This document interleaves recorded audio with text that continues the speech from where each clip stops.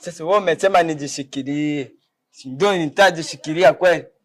Hivi bado na samaki kwako? Wewe hauna samaki kwangu. Hivi ni siku ngapi leo toka nikwambie shida zangu, lakini nakuona unapotezea tu. Njomba. Wewe kabisa mke wako akukwambia kama nakutafuta? Aliniambia ndio. Sasa mie Njomba hizi siku nilikuwa na tatizo, niongea nalo tatizo. Nalo kuli mimi kuuza kale kakuku, sasa siku niko akapatia pilipili hapa. Sasa oba nayo wese.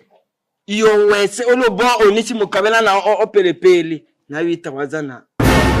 Yashi wacha na sisi bani monela mu nyumba lwatobe. Leo sijafuata sana mzaa. Niko serious. Nahitaji kujua hatua yangu imefikia wapi. Hatua yako kweli Njomba nimefikaka kwa wale nganga. Naluola wa mapanga nuola kabisa. Bia sibwela inewe. Ibia sisenya ini.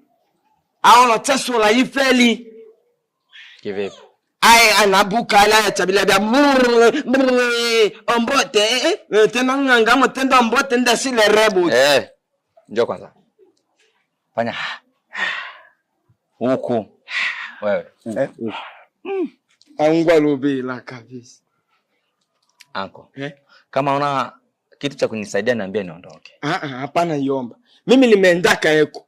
Yasibula inewe ni bwe. Nenda kamwambie ainame pipa mbili za maji.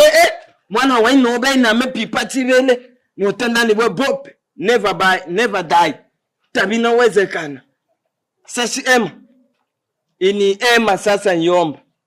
Asibule ne makina mtatiza ni jini.